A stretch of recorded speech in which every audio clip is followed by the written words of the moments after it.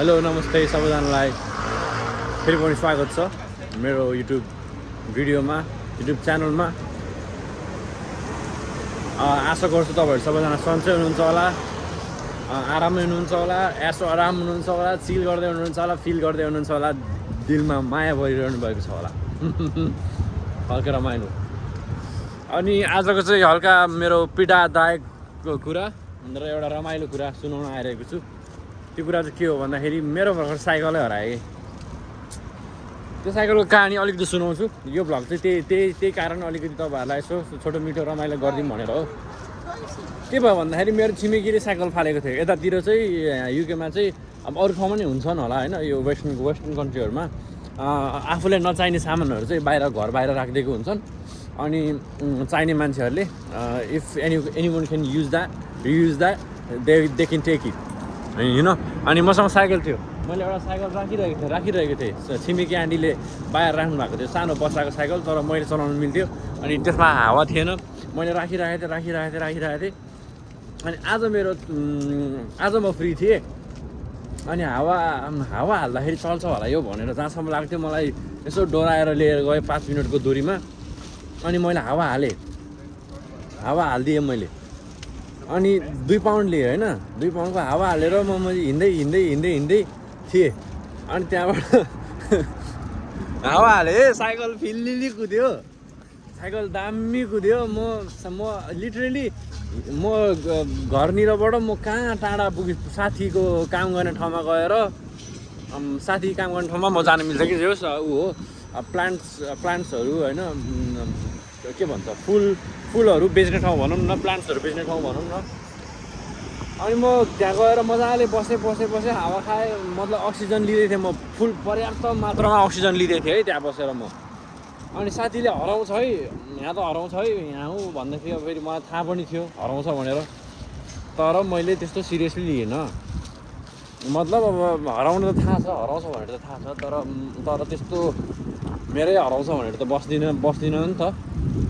अहिले नै हराइहाल्छ भनेर नि थाहा थिएन नि त। अनि एकजना कस्टमर आउनुभयो, अनि त्योसँग यसो हाँसो मजाक गर्दै थिएँ। अनि एकछिन मेरो माइन्ड डाइभर्ट भयो, म बाहिरपट्टि हेरिरहेको थिएन। अनि यस्तो सजिलोसँग हराउँछ भनेर के थाहा, मेरो साइकल त गायब। ल यस्तो दामी थियो साइकल है, त्यो सानो के टायर सानो, तर टायर सानो भएपछि चाँडो कुद्छ नि त। अब हजुरहरू अलिकति साइन्स कतिको बुझ्नुहुन्छ।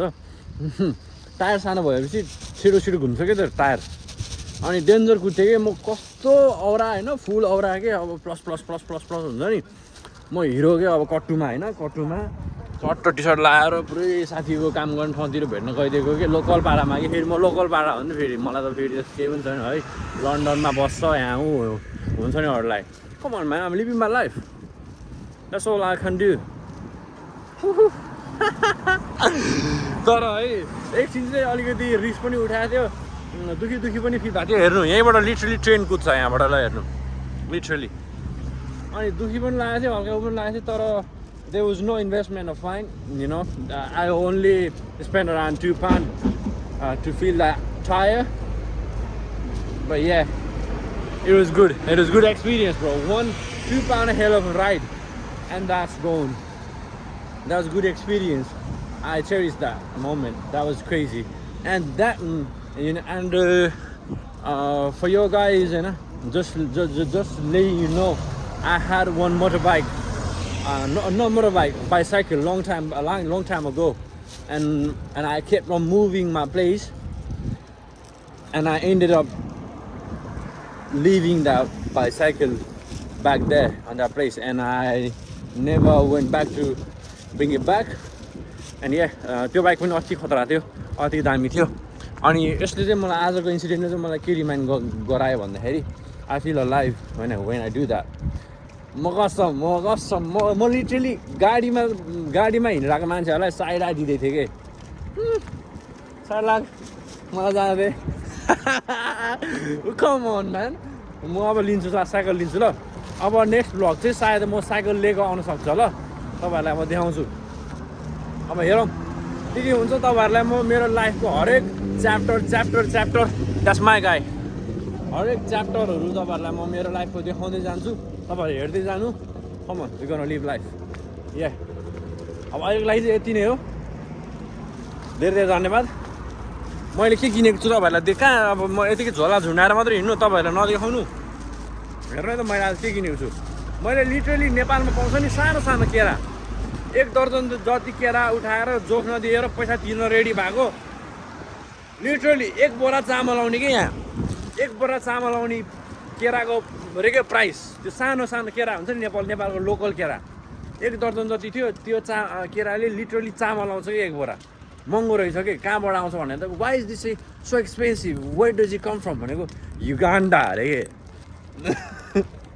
नेपालबाट ल्याउनु भयो तँलाई देखाउँछु नेपालमा कस्तो केरा भनेर मैले के किन्नु थाहा छ एज पर आई नो मैले अहिलेसम्म लाइफ टाइममा यो एकचोटि टेस्ट गरेको होला अनि as per I know I think it's सरिफा होइन प्याकेटमा हालेर दिनुभएको सरिफा जस्तो लाग्छ मलाई लेट्स ट्राई है let's give it a try today if I'm not wrong है मेरोतिर चाहिँ पाउँदैन थियो तर मैले कता कता अब पहिला नेपाल हुँदाखेरि सरिफा जस्तो लाग्छ वी विल सी होइन हामी घर गएर हेर्छौँ यो के हो भनेर अब यही हो अब यो म खाएको यताउता गरेको चाहिँ देखाउँदिनँ आज अहिलेको लागि चाहिँ खास मेन हाम्रो साइकलको टपिक थियो अनि we definitely gonna bike bike है सुन ऊ फेरि यस्तो मान्छे हो कि मैले अघि भर्खरै नै पनि मैले गुगल म्याप्स हेरेको साइकल स्टोर कता नजिक छ भनेर आफू फाइन नभए मैले आजै लिन्थेँ म त्यस्तो खालको मान्छे हो मलाई परेपछि मैले त्यो मान्छे पनि खोज्दै हिँडेको literally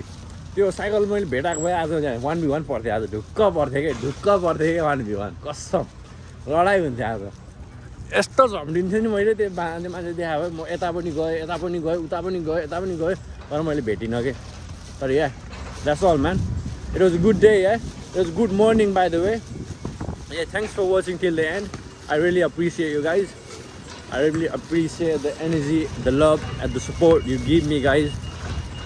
And I know my viewers. I love you all. See you. Peace out. Like, share, subscribe. Bye bye.